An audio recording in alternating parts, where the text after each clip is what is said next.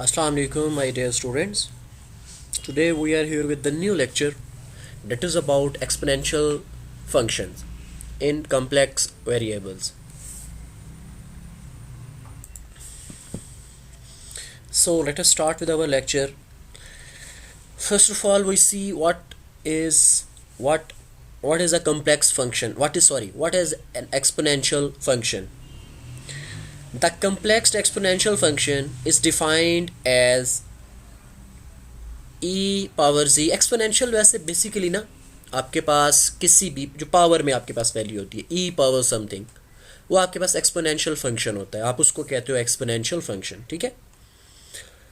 और जब हम in the field of complex बात करेंगे तो E G is equals to E X cos Y plus iota E power x sine of Y. तो this is the exponential function. हम start करते हैं इससे रिलेटेड क्वेश्चन को। हम जो प्रीवियस लेक्चर में हमने चीज़ें डिस्कस की थी उसी की कंटिन्यूएशन में ही चलेंगे आज भी। The question is show that the function f of z is equals to e power z is analytic in the entire complex plane and derivative of f is equals to the original function, that is f of z.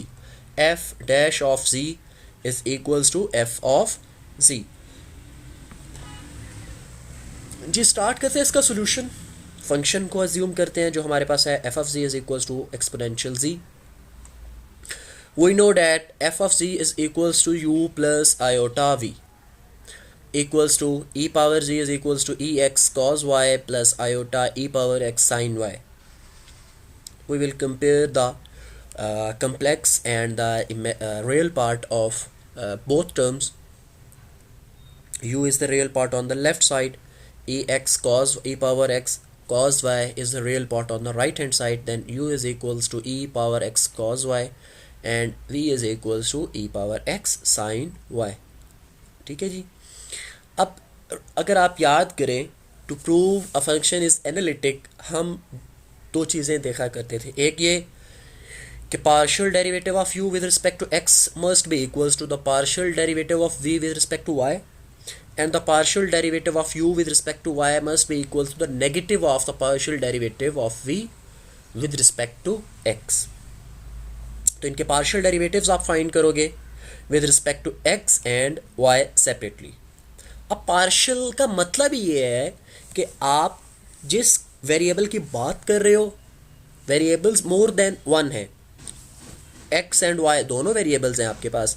Normally अगर आप यहाँ पे कोई rule use करोगे, product rule होगा और product to first as it is, second का derivative. लेकिन जब आप पार्शियल डेरिवेटिव की बात करते हो तो फिर आप स्पेसिफिकली x का ही डेरिवेटिव ले रहे हो, या अगर आप partial derivative with respect to y की बात करोगे तो आप y का डेरिवेटिव लोगे। यहाँ पे आप इसकी विद रिस्पेक्ट टू x की बात कर रहे हो तो ux equals to e power x cos y comma V X equals to. अब ये सेम टर्म्स क्यों आ गई हैं? क्यों? क्योंकि जो एक्सपोनेंशियल फंक्शन होता है ना e पावर x, इसका डेरिवेटिव आपके पास चेंज नहीं होता। e पावर x का डेरिवेटिव भी e पावर x ही होता है, e पावर x की इंटीग्रेशन भी e पावर x ही होती है, ठीक है।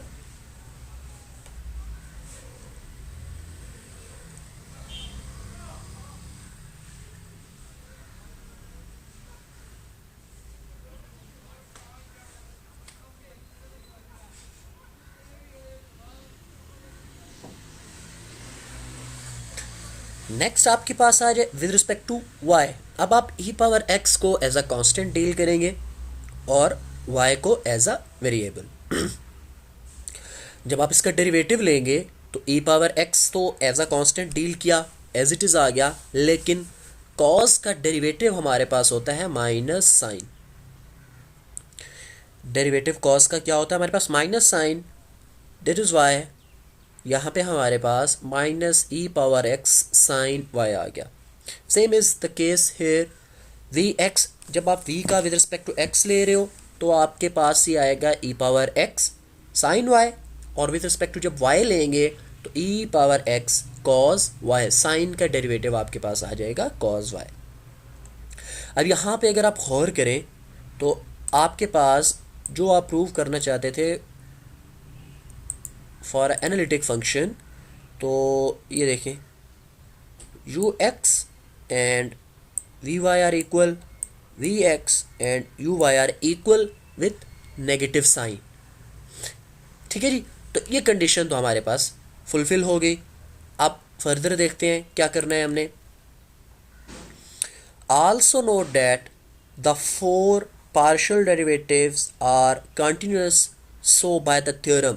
थ्योरम कौन सा, जो हमने प्रीवियस लेक्चर में किया था, क्या था, as f of ji is analytic so f dash of ji is equals to curl u over curl x plus iota curl v over curl x. अब curl u over curl x means partial derivative of u with respect to x plus iota into partial derivative of v with respect to x। अब तो क्या आया, e power x cos y plus iota e power x sin y is equals to e power z, that is equals to f of z। अब अगर आप गौर करें तो आप अपने क्वेश्चन में यही चीज़ प्रूव करना चाहते थे, show that the function is analytic, हमने एनालिटिक प्रूव किया, and derivative of F of ji is equals to f of g, और बाय यूजिंग प्रीवियस थ्योरम हमने ये दोनों चीज़ें भी प्रूव कर दी। नेक्स्ट हमारे पास एक रिमार्क आ जाता है कि if C is equals to X plus iota Y and conjugate of c is equals to x minus iota y, then x will be equals to 1 by 2 z plus conjugate of z, and y will be equals to z minus z conjugate over 1 by 2 iota। अब अगर आप यहाँ पे गौर करें ना तो ये चीज़ें, ये दोनों जो वैल्यूज़ डिराइव की हुई हैं ये हम ऑलरेडी कर चुके हैं, ये कोई नई चीज़ नहीं है। यहाँ पे क्या हुआ है, हाँ नई शेप ज़रूर है, नई फॉर्म में इसको राइट किया गया है, लेकिन वही पुरानी चीज़ें हैं। ठीक है, अब कैसे मैं आपको बता देता हूँ।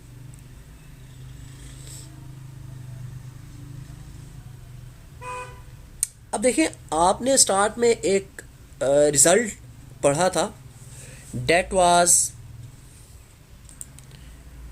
जी,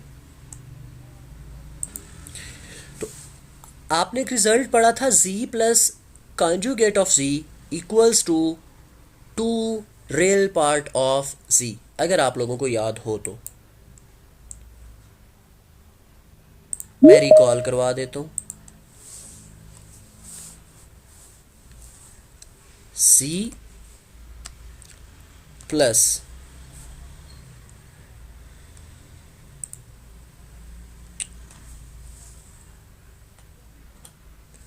z plus conjugate of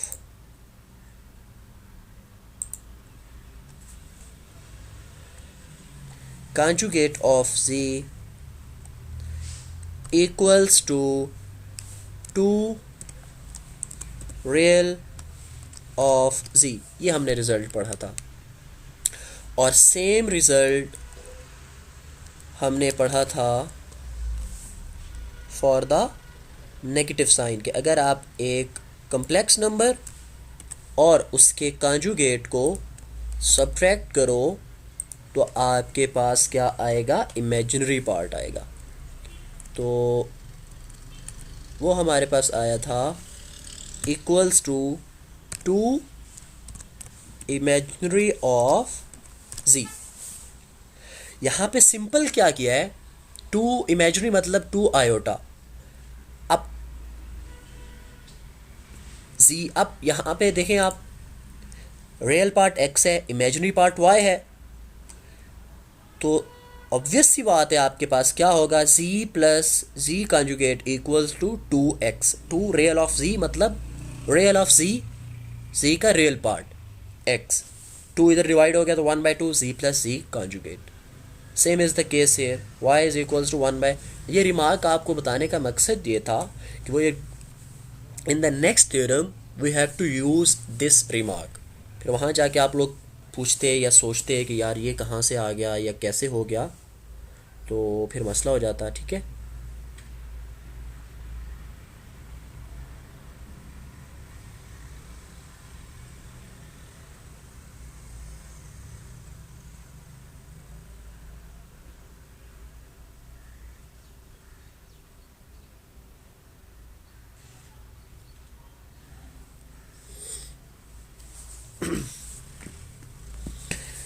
Theorem is, if f of z is analytic, then curl f over curl z is equals to 0. मतलब क्या है कि अगर आपके पास जो फंक्शन आपको गिवन है, अगर वो फंक्शन एनालिटिक हो, if F of ji is analytic, तो उसका जो पार्शियल डेरिवेटिव होगा ना वो 0 होगा. In other words, every analytic function satisfies the differential equation this. या इसकी स्टेटमेंट और क्या हो सकती है, if f of z is analytic then f is the function of z alone, कि सिर्फ और सिर्फ z का फंक्शन है, राइट. अब हम क्या अज्यूम करते हैं कि f of z is analytic. अब अगर f of z analytic है, मतलब हम क्या करने जा रहे हैं, हम इस स्टेटमेंट को अज्यूम करेंगे, इसको प्रूव करेंगे. हमने अज्यूम किया f of c is equals to u plus iota v,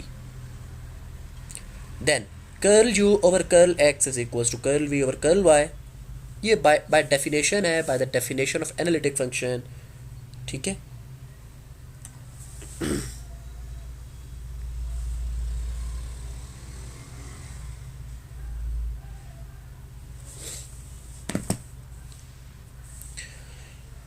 We want to prove that curl f over z equals to 0. So as we know that curl f over curl z is equals to curl f over chain rule use हुआ है basically, ठीक है, और कोई नई चीज़ नहीं है, यहाँ पे परेशान नहीं हो जाना. Curl f over curl x dot curl x over curl z plus curl f over curl y dot curl y over curl z. अब curl f over curl x, partial derivative of f with respect to x. इसका मतलब क्या है basically, partial derivative of f with respect to x. तो u plus iota v curl x over curl z, partial derivative of f with respect to y, right. So f की value में given है u plus iota v, u plus iota v. With respect to x जब derivative लेंगे तो curl u over curl x plus iota curl v over curl x, curl x over curl z plus curl over curl y.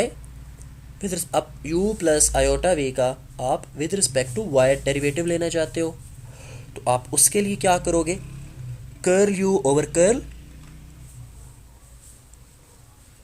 y plus iota curl v over curl y. ठीक हो गया जी.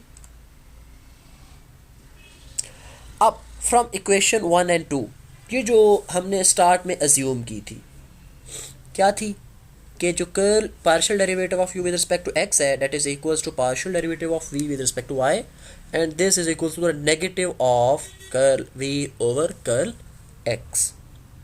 हम इन values को, इस value को इससे और ये curl u over curl y को इसके साथ रिप्लेस कर देंगे. जब हमने रिप्लेस किया तो ये हमारे पास नेगेटिव वैल्यू आएगी, ठीक है. अब this is our equation number 4. अब हम जो प्रीवियस हमारा रिमार्क था, जो हमने स्टार्ट में डिस्कस किया था, इसको यूज़ करेंगे यहाँ पे. क्या था, as x is equals to z plus conjugate of z divided by 2 and y is equals to z minus conjugate of z divided by 2 iota. So curl x, ये दोनों वैल्यूज़ फाइंड करने के लिए basically curl x over curl z conjugate divided by 1 equals to 1/2 और ये minus 1/2. Simple, ये तो constant है ना, कांस्टेंट तो 0 हो जाता है, कांस्टेंट का डेरिवेटिव आपके पास 0, और z कॉन्जुगेट का हम z कॉन्जुगेट के रिस्पेक्ट से डेरिवेटिव ले रहे हैं तो वो 1. यहाँ पे भी z 0 और ये -1 डिवाइडेड बाई 2 आयोटा। आपके पास सारी वैल्यूज़ आ गई, आप उसको इक्वेशन नंबर 4 में पुट कर देंगे। जब हम इसको इक्वेशन नंबर 4 में पुट करेंगे तो हमारे पास ये फाइनल इक्वेशन आएगी, ये curl u over curl x plus iota into curl v over curl x into 1/2 plus negative curl v over curl x plus iota curl u over curl x -1 over 2 iota.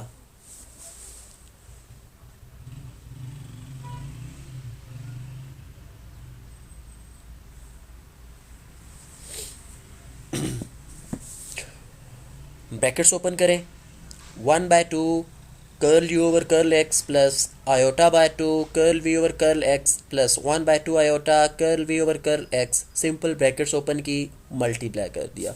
यहाँ पे ये इस term के साथ जब किया तो plus minus minus, iota iota के साथ कैंसिल आउट होगा तो curl u over curl x।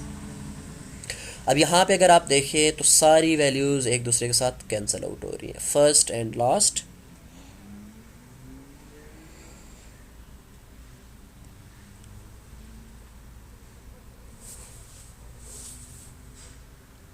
तो आपके पास ज़ीरो आ गया। यही चीज़ आप प्रूव करना चाहते थे कि अगर आपके पास फंक्शन एनालिटिक हो तो curl f over curl z जो है ये आपके पास ज़ीरो आता है।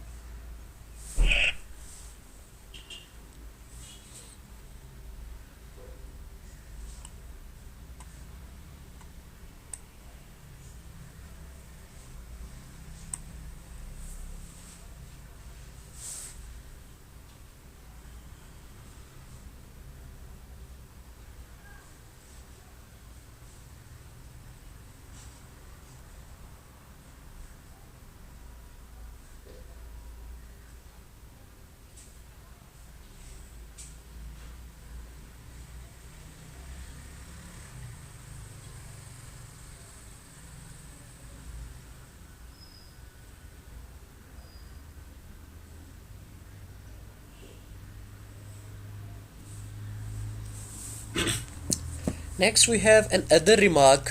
If a function involves the conjugate, then without verifying CR equations we can say that f of z is non-analytic। अब वो कहता है कि आपके पास कोई फंक्शन है ना f of z, जिस जिस वैल्यू का जिस टर्म का फंक्शन ले रहे हो z, अगर उसी टर्म का कंजुगेट इन्वॉल्व हो तो आप डायरेक्टली वेरीफाई किए बगैर भी इस रिमार्क की हेल्प से आप कह सकते हो कि वो फंक्शन जो है वो नॉन एनालिटिक है। ठीक है, इसकी एग्जांपल करके देखते हैं हम कि ये जो बात है क्या ये ठीक है या नहीं है। Without verifying Cauchy Riemann equations show that f of z is equals to z conjugate is non-analytic। तो f of z is equal to z conjugate। अब प्रीवियसली जो अभी हमने थ्योरम किया उसमें क्या किया हमने, curl f over curl z equals to zero हो तो इसका मतलब क्या होता है, फंक्शन एनालिटिक होता है। तो हमने ज़ीरो के इक्वल नहीं लेट किया, हमने 1 के इक्वल लेट कर लिया। ठीक है, तो curl f over conjugate of curl z is equals to 1 और so f of z is non analytic. Second है हमारे पास f ऑफ z है sine of 16x plus 24 iota y। इसको सॉल्व करते हैं। As we know that x is equals to z plus conjugate of z divided by 2, y is equals to z minus conjugate of z divided by 2 iota.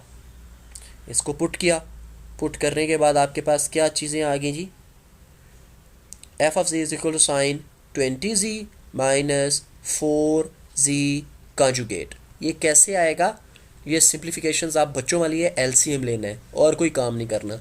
LCM लेके आप इसको solve कर लेंगे। 2 iota something, बल्कि नहीं, iota iota cancel हो जाएगा, 2 आपका LCM आएगा। सो 16z प्लस 24z, 16 प्लस 24 आपका 40 होता है, 40 को डिवाइड करेंगे 2 से तो 20 आ गया। ठीक है जी, and 16 conjugate of c minus 24 तो वो -8 आएगा और उसको फिर आप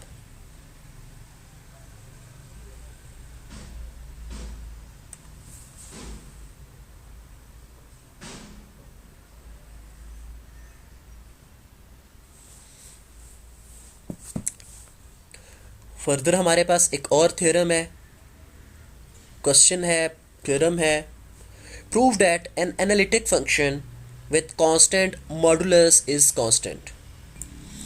Prove that an analytic function with constant modulus is constant. Modulus का आपको पता है जो mod हम वैल्यू लेते होते हैं, ठीक है. Given f of z is equals to u plus iota v is analytic, we are given with the fact that function is analytic. अब function अगर analytic है तो हम उसको assume करेंगे function is analytic और ये इक्वेशंस हमारे पास आ जाएंगी, ठीक है. आल्सो दूसरी चीज़ हमें क्या पता है, एफ ऑफ एक्स या F of C mod of F of C is constant. Constant का क्या मतलब है, आप इसका मॉडुलस लोगे. मॉडुलस कैसे लेते हैं, मॉडुलस स्टार्ट में भी आपको बताया था. मॉड हम कैसे फाइंड करते होते हैं, when we are doing the polar form, वहाँ पे आर फाइंड करने का आपको मेथड बताया था. तो यू प्लस आयोटा वी, ठीक है, u square प्लस मतलब real square of the real part plus square of the imaginary part square root. तो u square plus v square is equals to constant, taking square on both sides. तो u square plus v square is equals to constant. We don't know the value of that constant, लेकिन हमें इतना पता है वो constant है.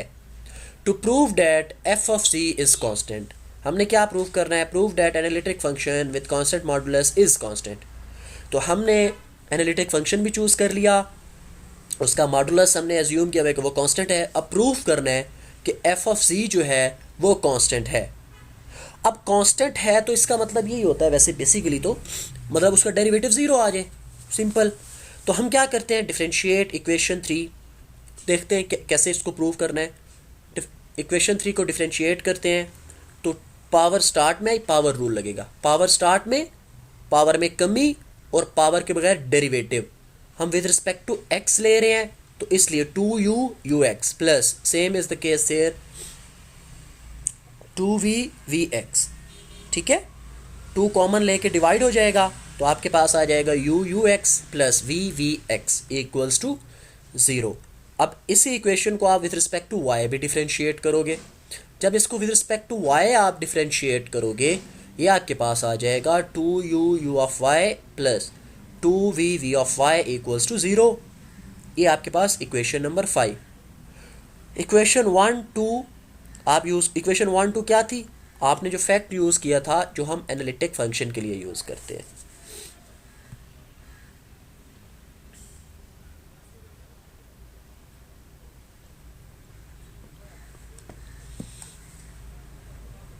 Minus you you x, उससे इसको रिप्लेस करेंगे, आपके पास इक्वेशन नंबर 6 आ जाएगी.